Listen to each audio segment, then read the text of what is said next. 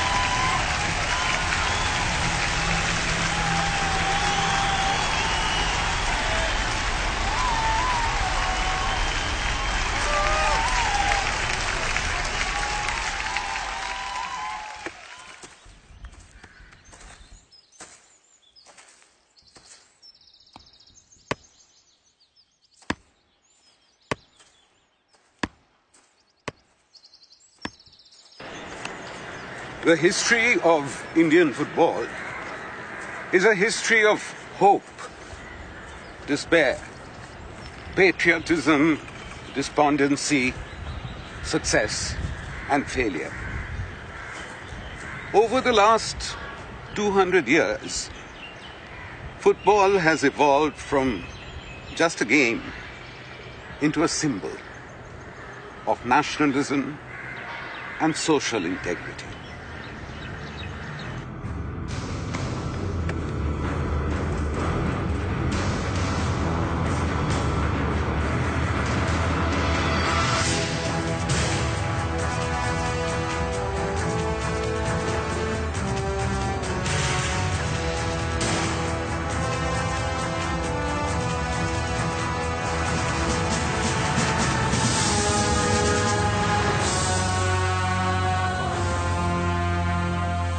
India was introduced to football by the Europeans. With the advent of the British East India Company and its flourishing business, more and more Britishers started coming to India, and with the Brits, naturally, came their religion and their culture. A culture which importantly included games: football, rugby, cricket. Football started its journey in India when the British rulers brought it with them, and in no time it became popular among the masses. The port cities of Calcutta, Bombay, Madras, Karachi began resounding with the arrival of the British, who, in their leisure time, took up football as their favorite sport. The French, Portuguese, Dutch were the other Westerners lured by the riches of India. Some of them set up schools in Darjeeling, Nagpur, Nainital, and other places, and encouraged students to play football. From the year 1877, the students of St. Paul's School, Darjeeling, under the guidance of their teacher, Edmund Cox, started practicing football on a regular and organized basis. By and by, competitive matches began to be played. India was standing on a political threshold. Lord Wellesley, Earl of Mornington, was appointed the Governor-General of India. The British colony had begun penetrating its roots deep into our soil. The subsidiary alliance policy was gradually being made effective. At about this time, the governor's house was coming up in Calcutta. Against this political backdrop, in the year 1802, according to the Englishman, a reputed daily published from Calcutta, the first football match was probably played in India for 30 minutes in Bombay between the military 11 and the island 11. As reported in the Englishman, 13th of April 1854 was an important date in the history of football, as the first officially recorded match was held on this day at the Esplanade ground near Fort William between the Calcutta Club of Civilian and Gentlemen of Barrackpore. Within 3 years, the sepoys were to rise in mutiny against their foreign masters.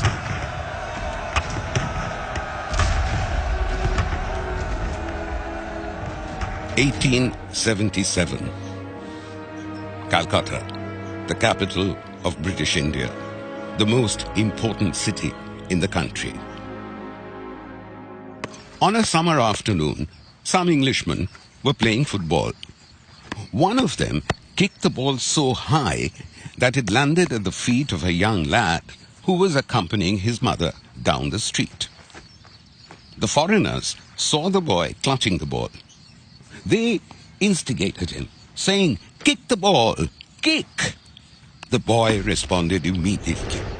He kicked the ball so hard that his spectators began to applaud him. Nagendra Prasad Sharbadikari created history by being the first Indian to kick a football, and he is regarded as the father of Indian football.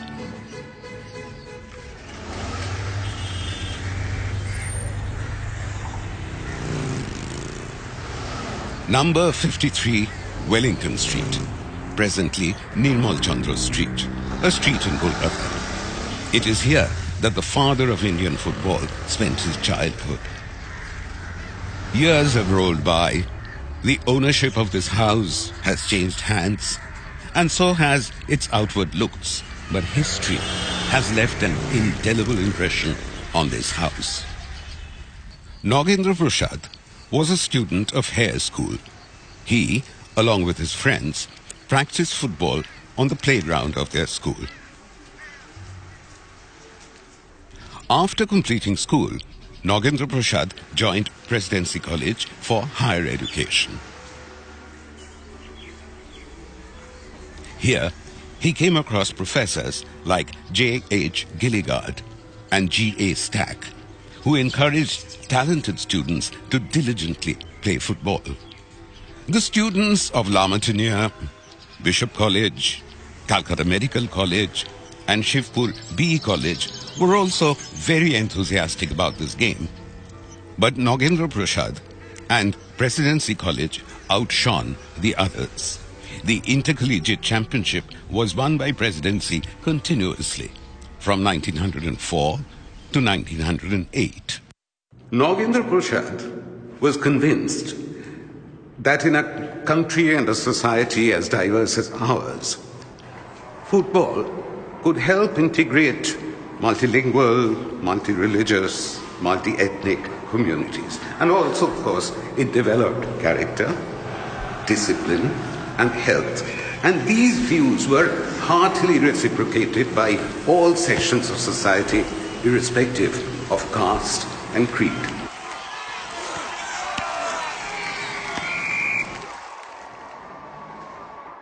But, unfortunately, differences developed between Nagendra and Wellington Club on his views on social integration. And ultimately, Nagendra left Wellington and founded the Shobha Bazaar Club. The first open football tournament in India was instituted in 1889 and was called the Trades Cup. Apart, of course, from clubs in British India, teams came from Europe and America to participate in this tournament. The Lieutenant Governor General of Bengal, Lord Lansdowne, used to be present at the finals to give away the prizes. Nagendra Prasad's Shobhabajar Club was the only Indian team to participate in this tournament and won the cup in 1892. Nagendra Prasad continued to be active in the cause of football in Calcutta, and under his initiative, clubs like the Presidency Club, the Howrah Sporting Club, and the Aryans came into existence. And these clubs were actively patronized by the elite families of Calcutta. Mohun Bagan Club was founded in the year 1889, followed by other clubs like the Calcutta Customs Club in 1892 and the Calcutta Rangers Club in 1896. The formation of the Indian Football Association in 1892 was a landmark event in the history of Indian football. The IFA was set up basically to institutionalize the game, but also to exercise some kind of dominance over the football clubs run by the Indians.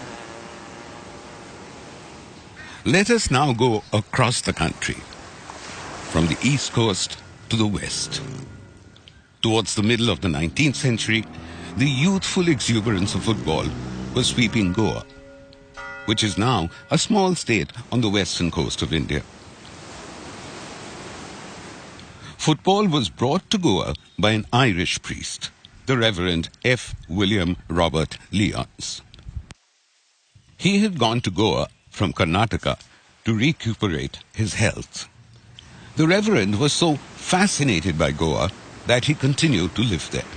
He founded a school at Seolim, introduced football at Seolim, and also added the game to his school curriculum. The first match was played in Goa in the year 1900 at Largo de Conceição, in the august presence of the then Governor General of Goa. This match was the beginning of a series of matches played throughout the next decade. The excitement of football gripped Goa in a short time, and soon the game began to be played almost everywhere. The Boys Social Club was the first football club founded in 1905 in the coastal village of Kalva in Goa. In the same year, the Panjim Boys of Goa clashed with St. Mary's College of Bombay in the first interstate match. Britain defeated Margao Boys by 1-0 in the first match played against a foreign team at Largo dos Quartes. At the turn of the 20th century and with the 21st century, the club culture started coming more into Indian football. Previously, it only existed in Calcutta, Mohun Bagan, East Bengal and Mohammedan Sporting. Others were institutional teams who hired players, kept some of them on contract, some got jobs. But gradually that changed with the Goa teams also coming into the forefront. And really in this case, Churchill brothers must be mentioned. Because previously the Goa teams like Vasco, Dempo and Salgaonkar, they were like a cartel. They had decided a benchmark, a price that we won't pay a player more than 5,000 rupees a season or 10,000 rupees a season. And all the owners collaborated in that. Churchill brothers broke this monopoly. They came and they were the big money spenders of Goa football. They started importing players from Manipur, from the northeast, getting players from abroad. The Churchill brothers who made the difference in Goa football. And then Salgaonkar, Dempo and Vasco also realized that to cope up, they will have to also develop their teams as clubs. And so the Goa clubs came to rival the Calcutta clubs, and the club culture developed in Indian football. The British footballers tended to look down on their Indian counterparts. And as if to rub in the fact, the First Division Football League of Calcutta, which began in 1898, barred all Indian teams from taking part till 1914. National pride was hurt, and an opportunity had to be found to avenge this loss of dignity. That opportunity came on the July 1911 on the battleground of football. But before telling that story, let us go back a little to the political situation and the political history around 1905. The partition of Bengal was announced by Lord Curzon on the 16th of October, 1905, sparking a major political crisis. Hindu and Muslim resistance exploded. The people of Calcutta, irrespective of nationality, social position, creed, sex, observed it as a day of mourning. Resistance against the British Raj and its anti-India policies continued unabated. The Imperial Darbar of 1911 was held to commemorate the coronation of King George V and Queen Mary and their proclamation as Emperor and Empress of India.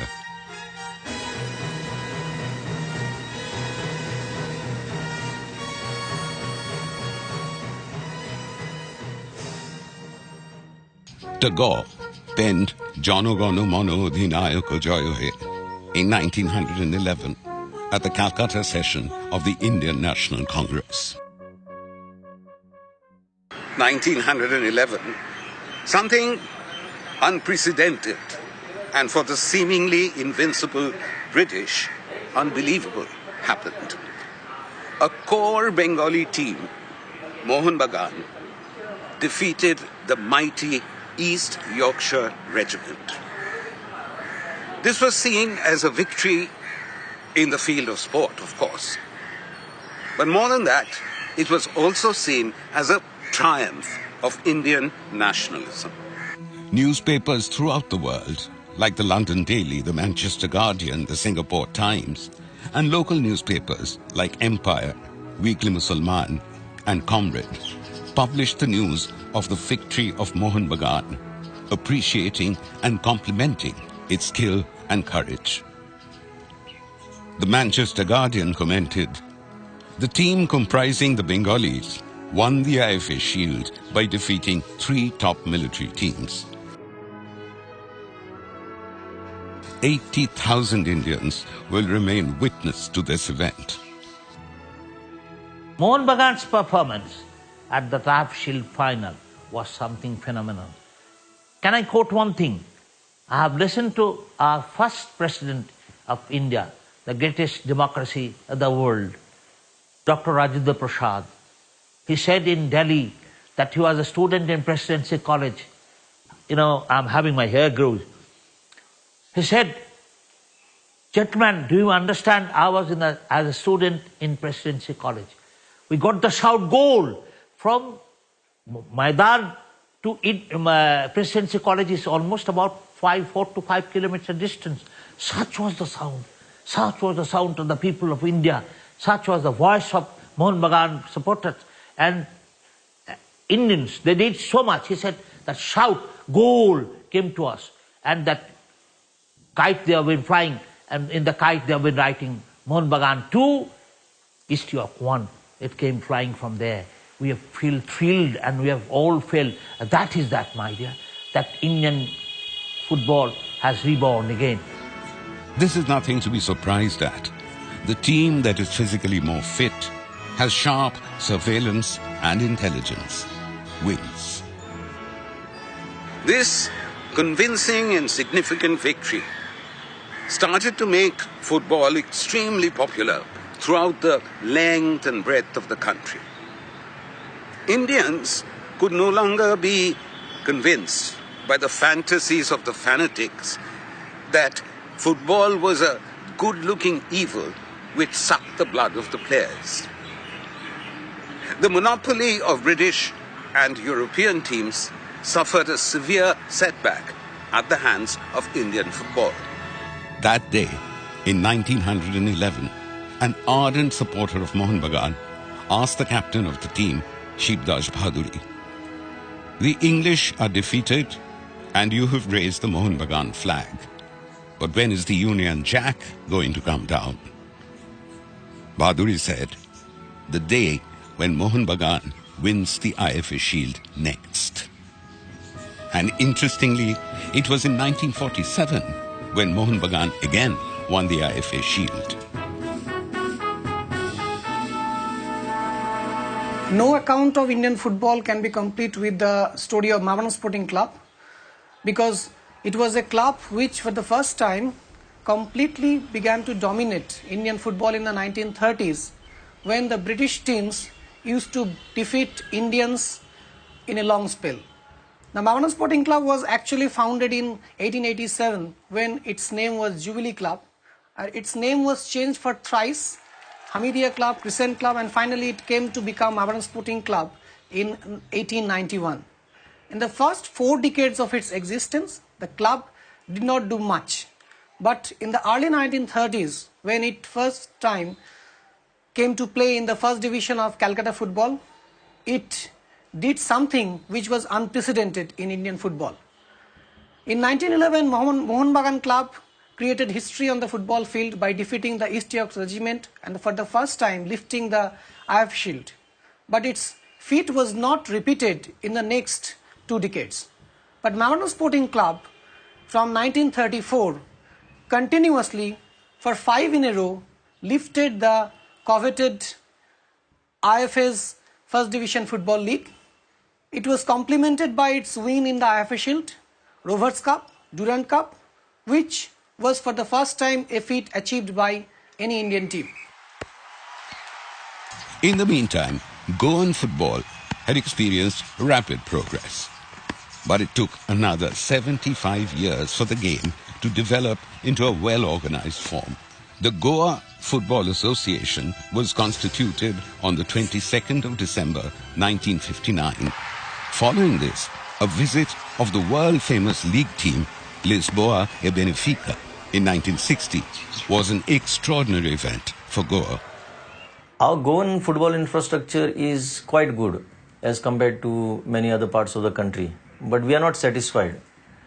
As the director of the Sports Authority of Goa, I have taken up this responsibility very recently. The government of Goa is proposing to create infrastructure, a good quality infrastructure at every village level within the next 2 years. The government has declared football as the official sport of Goa and has constituted what is called a Goa Football Development Council by giving a grant of 5 crores. This council will work towards a scientific research and development program to see that the youth of Goa are developed into good footballers. In 1969, the All India Football Federation organized the Bandokar Gold Trophy as a national tournament. The tournament was held in 1970 and was the first major tournament in Goa. The 19th Santosh Trophy was hosted by Goa in 1972, and since then, Goa entered the mainstream of Indian football.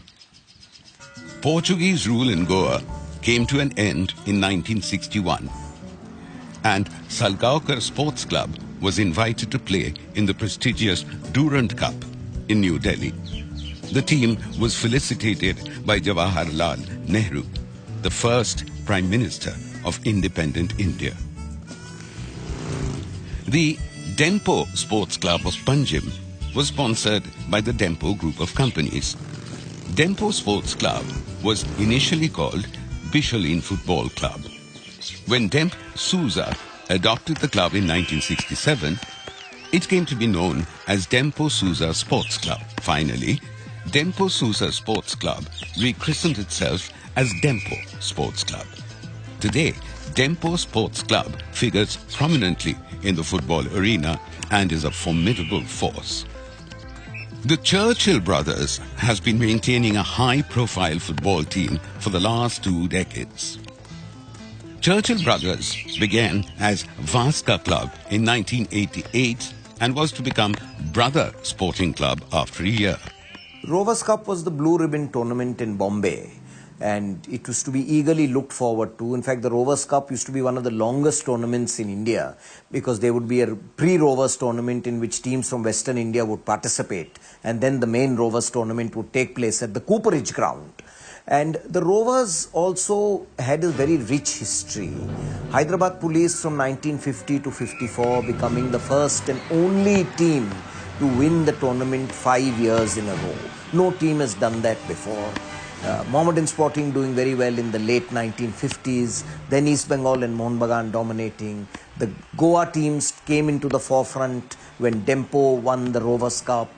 Vesco was the first team from Goa to reach the Rovers Cup final in 1966, losing to Mohun Bagan with a goal by P. Kannan.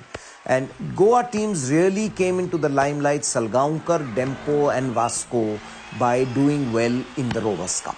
So the Rovers Cup's major role has been in the promotion of Goa football, because that is how Goa teams came into the limelight. It is unfortunate that the Rovers Cup closed down in 2000, the last time the tournament was held. Mohun Bagan being coached by Subroto Bhattacharya, winning that tournament, beating Churchill Brothers 2-0 in the final. Hyderabad has made a glorious contribution to Indian football by contributing the largest number of players to represent India in the Olympics.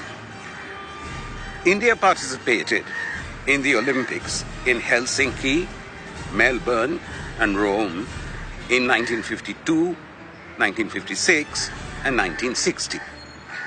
The effective stewardship of that legendary coach, Syed Abdul Rahim from Hyderabad, formed the nucleus of the Indian team for all these 3 Olympics. Mr. Rahim was a wonderful gentleman. He was very resolute. He has created a new methodology and new theory for the Indian football. Indian football was always playing something good, sometimes bad, sometimes outstanding, sometimes not so good. These are the things. It depends on the follower, it depends on the spirit of the game, and it depends about so many other things. Mr. Rahim, being a school headmaster, he could explain and narrate things so well that the players were very happy under him, number one. And number two, he was a dominating character, being a headmaster. He knew his students and people, how much he should train them and what type of word he would utilize. And everybody used to say, Rahim Sahab, Rahim Sahab, Rahim Sahab. Our great coach Rahim Sahab, who has lent his support for the Indian team since 1952. He was the coach for the Indian team in 1952, 56 and thereafter in 60 and 62. He was an extremely thoughtful person and a great dynamic man, and foresight was exceedingly well. He knew the nuances and rudimentaries of the football so well that our team really was and turned out to be a good team in Asia, why not the best team in Asia those days. So we are also grateful to great man Rahim Sahab of Hyderabad. Rahim understood the problems of his players. He knew how to motivate them and get the best out of them. This is what really made him a great coach. He was a great thinker. In Hyderabad, why Hyderabad became such a great center of football, he used to have age group tournaments, 1-foot tournaments. In the local parks in the summer and winter, there would be schools playing all the time. Schools would play only with, you had a small tournament where you could only kick with your left foot or only with your right foot, or only 1-touch tournaments or 2-touch tournaments, non-dribbling tournaments. So he was very innovative. He helped to create this great team spirit and his ability to spot players. He was in Secunderabad and he saw Balaram, Narayan and D. Kannan play in a practice match, and he realized that they were great players. He persuaded them to come for the Santosh Trophy trials when Hyderabad was staging the tournament in 1956. And there all 3 of them came and played, and as the rest, as they say, is history, all went on to play for India. He used to give them, because Secunderabad was far away from Hyderabad, so he gave each one of these players 25 paisa, what was known as 4 annas in those days, so that they could hire a cycle to cycle from Secunderabad to Hyderabad. Mr. Rahim adopted a theory. It is nothing 4-4, he was the first time to adopt, but in 4-4, during playing as 4-4, 3-5 he changed. From there he brought 3-3-4, 3 back, 3 midfielder against Yugoslavia and against Bulgaria in the quarter-final, semi-final stage. So, as he knew his players' ability, our physical fitness, our running ability, our speed, our ball control, our touch, our feelings, our shooting ability, everything he knew. So he prepared the team. And believe me, that team only won the 62 Asian Games. That 60 Olympic team came to 62 Asian Games and we beat Korea, Japan, all the teams. So Mr. Rahim tried very hard to have coaching camp and train them for a month and so. And the team in 1960 played pretty well. But as I said, if the team would have been there in 56, probably we have won, we could have come to the final. But doesn't matter. In 56, we have produced certain good football and we brought some standard, we brought some prestige for the country, and the team had the position of 4th. The squad to the Helsinki Olympiad had 3 Hyderabadis: Syed Khwaja Azizuddin, Noor Muhammad, and S.K. Moinuddin. In Melbourne, this number jumped to 8 and included players like Tulsidas Balaram, Mohammad Zulfikaruddin, Peter Thankaraj, and Ahmed Hussain. India finished 4th in the Melbourne Olympics. Until date, this is considered the country's best performance. India defeated Australia by 4-2. Neville D'Souza from Goa was the first Asian footballer to have scored a hat-trick in the Olympics. Yusuf Khan, S.S. Hakim, and Habibul Hassan Hamid were among the 6 players selected from Hyderabad for the Rome Olympics. The golden era of Indian football was really from 1956 to 1964. During this span of 8 years, India won the gold medal in the 1962 Asian Games at Jakarta, finished 4th in the 1956 Melbourne Olympics, the first time an Asian country had reached the semi-finals of the Olympics. Then in the 1964 Asia Cup, India finished runners-up to Israel in Tel Aviv. So we really had outstanding results. Now it was not only the question of results, it was the entertaining, attractive football that India used to play. That at that stage they were called the Brazil of Asia. In 1959 in the Mardika tournament, India were the unbeaten runners-up. And every tournament organizer in Asia wanted to invite the Indian national team to participate because India entertained the crowds with their skillful attacking football. 1956 Olympics গিয়ে আমরা যে results করেছে যে first রাউন্ডে হচ্ছে আমরা অস্ট্রেলিয়াকে পেয়েছে, অস্ট্রেলিয়াকে আমরা 4-2 জিতেছে। তারপর একটা টিম আসতে পারিনি, তার জন্য আমরা ওয়াকওভার পেয়েছি। ওয়াকওভার পেয়ে তারপর আমরা সেমিফাইনাল ডাইরেক্টলি কোয়ালিফাই করে গেলাম। কোয়ালিফাই করেছে, আমাদের ফার্স্ট ম্যাচ হচ্ছে মেলবোর্ন স্টেডিয়ামে আমাদের খেলা হচ্ছে। মেলবোর্নে আমরা খেলছি, যে মেলবোর্ন স্টেডিয়াম মানে এমনি ওই স্টেডিয়াম দেখলে প্রথমবার দেখার পরে আমার মনটা ভরে গেছে, আমাদের এমন একটা স্পিরিটেড হয়ে গেছে, আমরা ভাবতে পারিনি, আমরা স্বপ্ন দেখছি এরকমই জায়গা থেকে আমরা খেলতে সুযোগ পেয়েছি। আর এখানে তো আমাদের জায়গায় খেলতে হবে, আমাদের ভারতটাকে উপরে দেখাতে হবে যে ভারতরাই ফুটবল, ইন্ডিয়ানরাও ফুটবল খেলতে পারে। 68 মিনিটস অবধি আমরা চেকোস্লোভাকিয়া এগেনস্টে আমরা 1 গোলে লিড করছিলাম। লিড করে তারপরে আমরা যে রাখতে পারিনি, এই জন্যে ওখানকার কন্ডিশন হচ্ছে এত ঠান্ডা, কোল্ড কন্ডিশন, ওতে বোধহয় ওখানে তখন 04-05 এরকম টেম্পারেচার হয়ে গেছিল সেই দিন ওই মেলবোর্ন টাইমে। আর আমাদের হচ্ছে হ্যাবিচুয়েটেড নেই, আমরা এরকম ক্যালকাটাতে এর হট ওয়েদারে প্র্যাকটিস করে ওখানে গেছে। এই অসুবিধার জন্যে আমরা 68 মিনিটস অবধি লড়তে পেরেছি, তারপর আমরা লড়তে পারি নাই, আমরা ক্লান্ত হয়ে গেছে, ক্র্যাম্প ধরতে শুরু করেছে। তারপরে আমরা কিছু না করাতে আমরা কিন্তু তারপরে 3-1 আমরা হেরে গেছি। যে স্ট্যানলি রোজ তখন হচ্ছে ফিফা প্রেসিডেন্ট ছিলেন, উনি ভিআইপি গ্যালারি থেকে বসে খেলা দেখেছিলেন আমাদের ইন্ডিয়ান ফুটবলদের। আমাদের খেলা দেখে উনি নিজে নেবে চলে এসছেন, ড্রেসিং রুমে চলে এসেছেন। ড্রেসিং রুমে এসে আসা মানে that is the greatest achievement for the Indian football. উনি এসে আমাদের জিজ্ঞেস করছেন, this is the Indian team. আমরা 1952-তে আমি দেখেছি যে all your Indian players played with the bare footed, now you are using the boot. আর ওই বুটটা হচ্ছে ব্রাজিলিয়ান মতন স্কিল, এত সুন্দরভাবে আপনার রিয়েলি সত্যি ফুটবল বুটে ইউজ করছেন। এটা কিভাবে ইন্ট্রোডিউস করেছেন, রাইম সাহেবকে ডেকে বলেছেন আপনি how it could be possible, আপনারা 4 বছর মধ্যে এই ফুটবল বুটটা ইন্ট্রোডিউস করে এত বিউটিফুল ফুটবল খেলছে, এত বিউটিফুল কন্ট্রোল, এত একটা ব্রাজিলিয়ান মতন আপনারা স্কিল রয়েছে, কি করে ইন্ট্রোডিউস করছেন? This is an greatest lesson.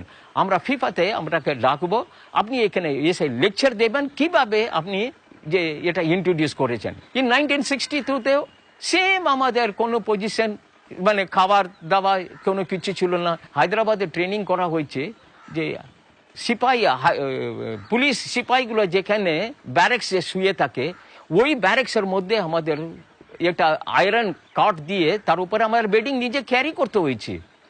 সেই বেডিং এর উপরে আমরা শুয়ে ব্যারেক্সের মধ্যে যেখানে জওয়ান শুয়ে থাকতো ইন্ডিয়ান অলিম্পিক্স টিম ওখানে শুয়ে প্র্যাকটিস করেছি। 1960 when we were preparing for the Olympic Games, we were training in Hyderabad for almost 2.5 months. We didn't have any kind of hotels at that time. We stayed in a police barracks, shared dormitory, no proper food, but we didn't complain. It was the Olympic year, and all we were doing was to train hard to get into the Olympic team. We thought that our football was at peak during our period. Myself, Indranil Singh, P.K. Banerjee, Arun Ghosh and Thangaraj, amongst the best of the football players we have seen during my period of captaincy for the country. But then we also took the cue from the great teams like in the year 1948 under the captaincy of Shoilan Manna, Taj Muhammad, Ahmed Khan Raman. In fact, Indian football started gloriously since 1948 in the London Olympics, when they were beaten narrowly by the France team in 2-1. And from 48, a long journey to 62 is in between. We have had Olympics of 1956, when India became fourth in the Olympics, and 1962 is the glorious year for us to have won the gold medal. The golden period of Indian football was really the decade of the 1950s. Coach Syed Abdul Rahim modernized Indian football and made our team a power to reckon with. We reached the bronze medal playoff at the Olympics and were invited to play World Cup football. But although this was the highest point of Indian football, what did we do? We decided not to participate. The commonly ascribed reasons for this non-participation or withdrawal of Indian football team from the Brazil World Cup of 1950 are lack of foreign reserves, the apprehension about sea journey which was long and arduous, Indian football teams' lack of chances against the topmost world-class teams in Brazil. But the most important reason, which was not mentioned in the history of Indian football, is the fact that how All India Football Federation appallingly failed to cope up with the problems of contemporary football administration. India became the Asian Games champion in 1951 when we defeated Iran. But the Indian football team suffered a setback after its defeat in the 1952 Olympics. But thereafter, it was a successful journey. India won the quadrangular trophy consecutively for 3 years in 1953, 54 and 55. India finished second in the Manila Asian Games in 1954. India ranked fourth in the 1958 Asian Games held in Tokyo. The brilliance and excellence of Indian football was last observed in the Jakarta Asian Games. Coach S.A. Rahim, with his expertise, trained our boys so well that India won a gold medal after defeating South Korea by 2-1. This victory could have been a stepping stone to re-glorify Indian football and serve as a gateway for our football to return to the mainstream and regain world recognition. But the reverse has happened. Over the years, Indian football has experienced a sharp decline, a steep descent, and presently is nothing more than a regional recognition. FIFA has ranked Indian football amongst the last. But the best lot after 1970 was 1982 Asian Games when Bhaskar Ganguly was the captain. Then Parmar, Prasanto Banerjee, Prasun Banerjee, Manoranjan, Videsh, C.B. Thapa, Parminder, and they were all playing Compton Datta, Alok, Aslamha. And that was the last good batch of Indian football. After that, I didn't see any player of that caliber. Today, the thing is, I think after that, if any good player was there after Habib and Inder Singh and Sujit Sen Gupta, that was IMV Jain.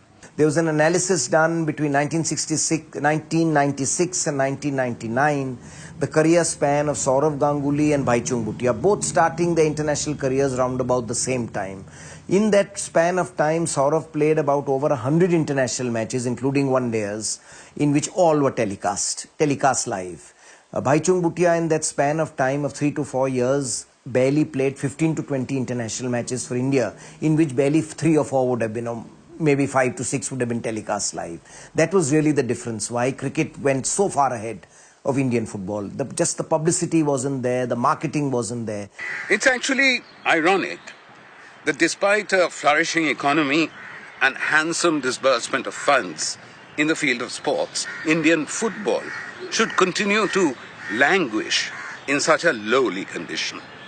The main cause behind this could be the non-professional as well as the nonchalant attitude of officials coupled with political interference. Internal differences have stood as unconquerable barriers in the progress of this country's football.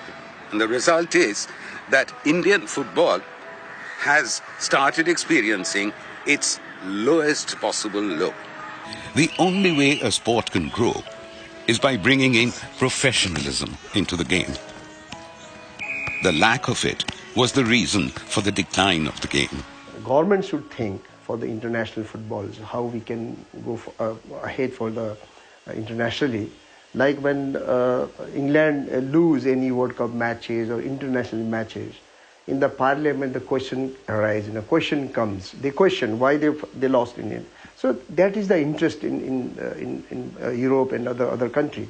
But here they hardly bother where we are playing internationally, where we lose, why we have not again participating in Asian Games even once we were the champion. And now why not even we are getting a chance in Asian Games.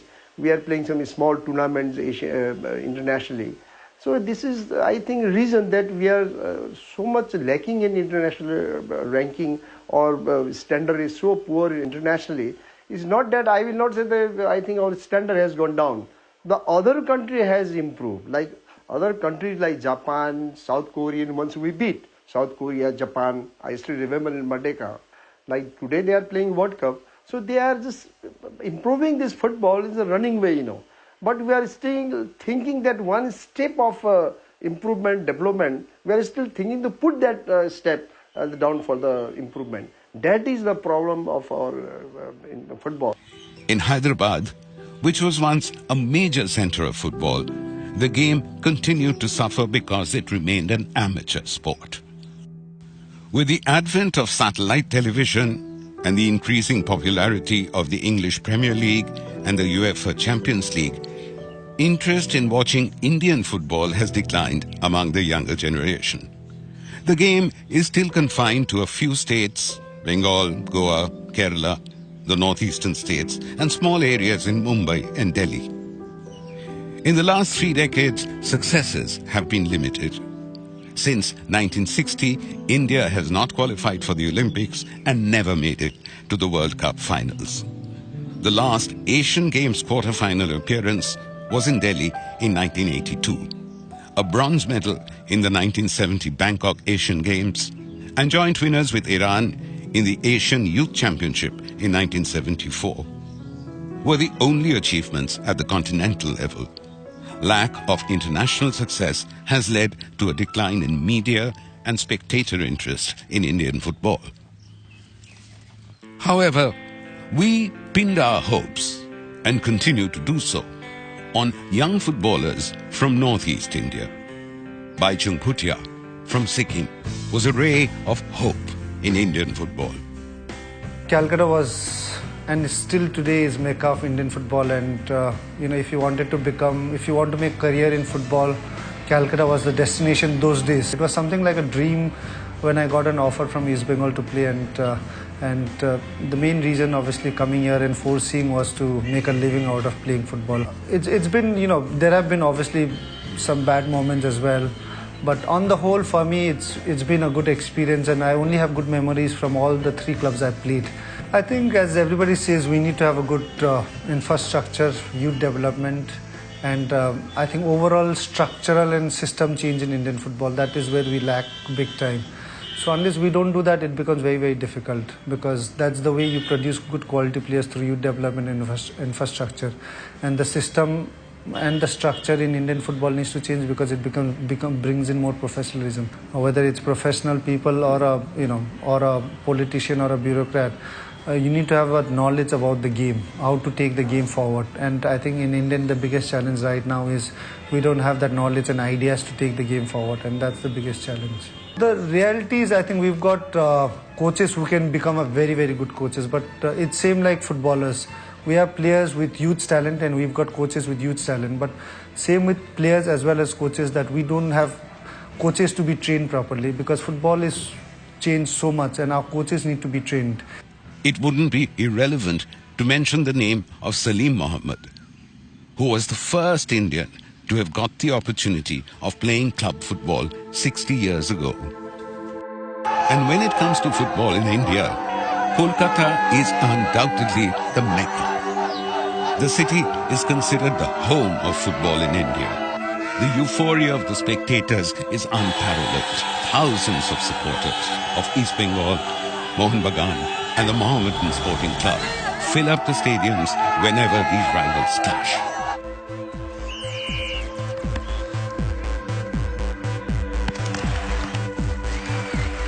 Corporate houses like UV, Kingfisher, Chirag, Techno India, the Poilan Group, etc. are sponsoring football in a big way to uplift the game and restore its lost glory.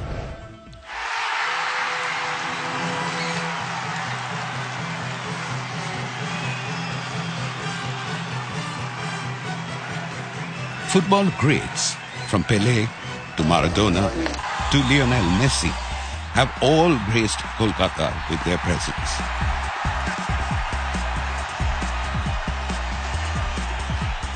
Kolkata saw yet another World Cup winner. Diego Forlan was received with a lot of warmth by football lovers in the city, and Oliver Kahn graced the city of Kolkata to play the last match of his illustrious career. Hiring footballers from foreign countries is an age-old practice for football clubs in India. East Bengal and Mohun Bagan, the 2 most reputed clubs of Kolkata, are among the major hirers of international footballers.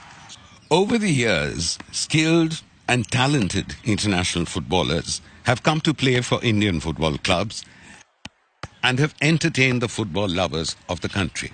When it came to my mind to study further graduation, so I selected India along with my friend Majid. Both of us, we came to India for studying. East Bengal was interested in getting the foreign player, and those days there were hardly any foreign player except Davis William. So they contacted us in Rovers Cup after watching our performance as a Aligarh University in Rovers Cup. They contacted us and they brought us to Calcutta, and that was how we started playing in Indian football and Calcutta as a East Bengal team member. And I just come to see how was the field, how was the football here, and I just fell in love. I think if there is no investment in the youth development, it will not work. It will be only dream, year by year, it will be a dreaming. I think investment in youth development is the main thing.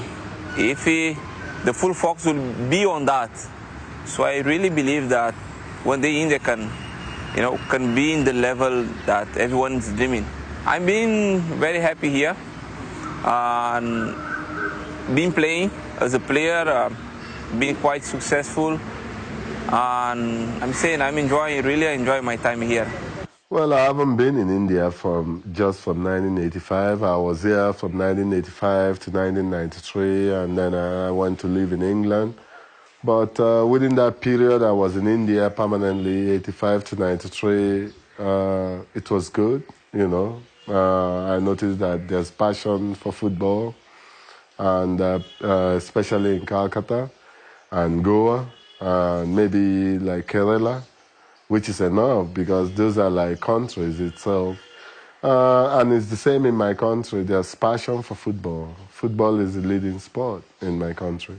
যখন আমরা খেলেছি বিদেশি টিমের সঙ্গে আমাদের থেকে ওরা strength স্ট্যামিনায় অনেক এগিয়ে ছিল, টেকনিক্যালি অনেক স্ট্রং ছিল, এবং আমরা কিছু কিছু টাইমে কোনো সময় আমরা যথেষ্ট ভালো খেলতাম, আমাদের টিম যথেষ্ট ভালো ফাইট করতো, কোনো সময় আমরা জিতিনি তা নয়।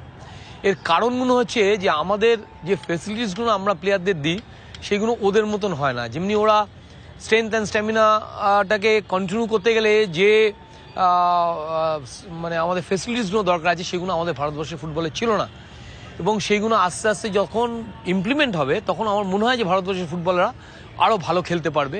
অ্যাট প্রেজেন্ট যেমনি আমাদের ভারতবর্ষের ফুটবল আগের থেকে অনেক ইমপ্রুভ করেছে, আমার মনে হয় যে আরও দিন ডে বাই ডে আরও ইমপ্রুভ করে যাবে। In Mumbai, football is on the upswing. It may not match the hype and the glamour of cricket, but the profile of the sport is definitely changing.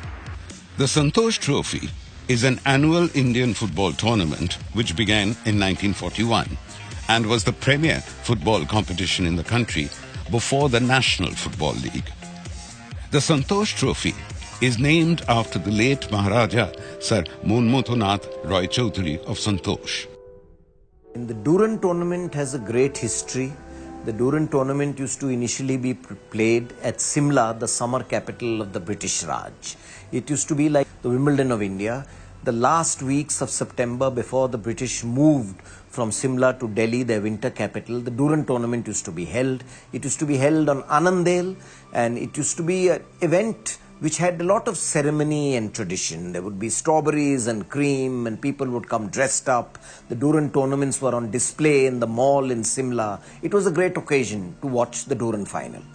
Now, the first time the Durand was held in Delhi was in 1940 because of the Second World War. Britain hadn't shifted to their summer capital. The capital remained at Delhi.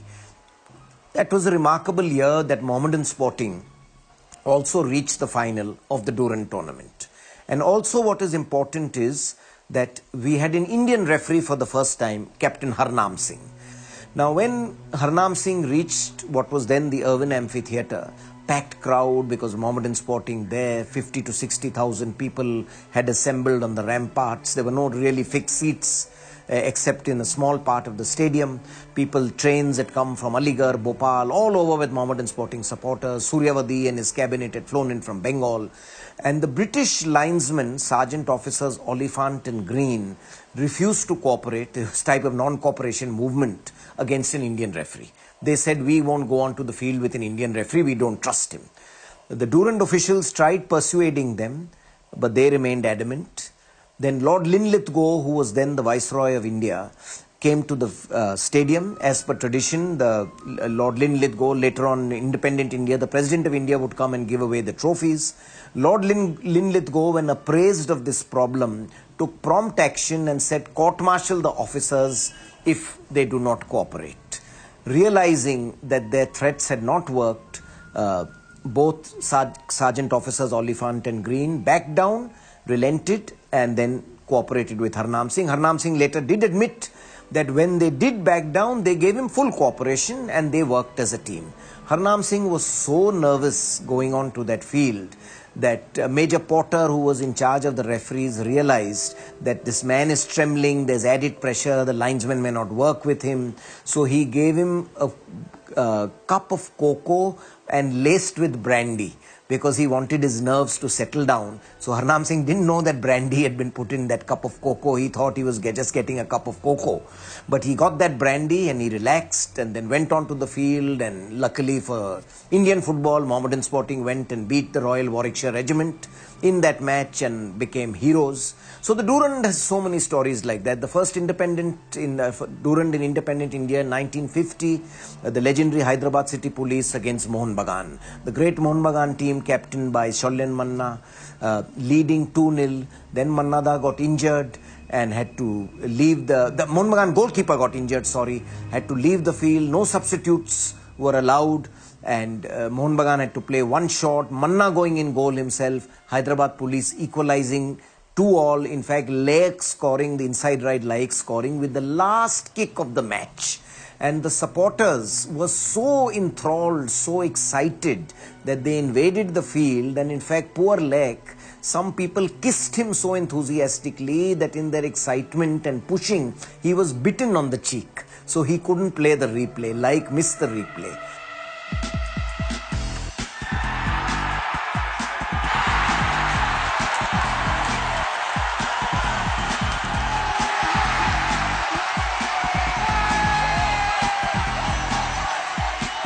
Money is coming to Indian football. We have a youth development policy. Full credit to Bob Houghton, the former coach, who had really bullied and cajoled the All India Football Federation to develop a more comprehensive plan in developing talent.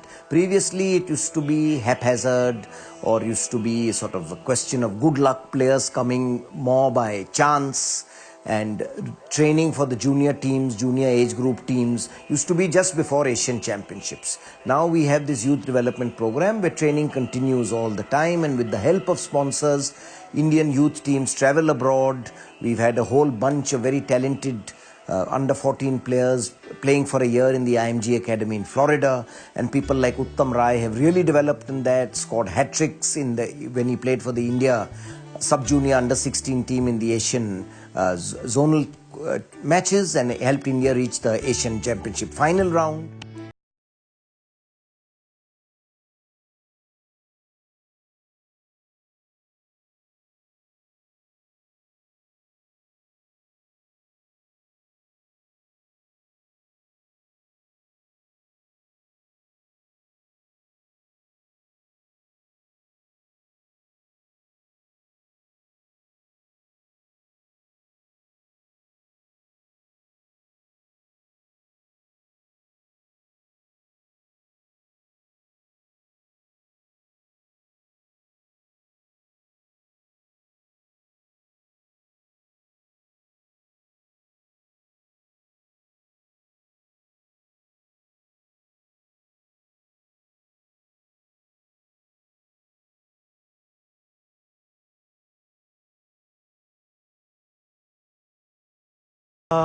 Should go into development at the grassroots level, but with total professionalism and with total exposure for the youngsters. It's not just training and building them up.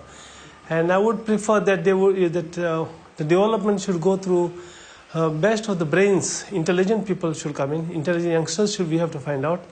Highly skillful players you have to find out. And doesn't matter. I don't believe that height will prove totally so important to us, height, in the sense that so long we are strong enough to play football, good skill in intelligent players, if you get youngsters, if you can pick them up and give them exposure to the international level, especially in Asia, number one, and then we have to progress beyond Asia. I think the youth development and the grassroots programs which the AIFF has now prioritized is the most important thing for Indian football. The AIFF in the last few months have decided to set up 4 regional academies in the age group of 14 to 16 and an elite academy in the age group of 16 to 18. This is a very ambitious program, and in the next few years we hope to see a lot of development activities being carried out in these academies, and probably in 5 to 6 years we would get some very good positive results. FIFA is completely supporting us in this venture. both from a financial perspective as well as a technical perspective. There must be light at the end of the tunnel. Let history move and let it tend towards hope. FIFA is extending its helping hand to third world countries for the development of football. If the economically weak countries of Africa can make a place in world-class football, if the world acknowledges the talents of the war-torn countries of Eastern Europe, if the poor countries of Latin America have made their presence felt, then why can't our footballers? We may have miles and miles to go, but let us look at the stars.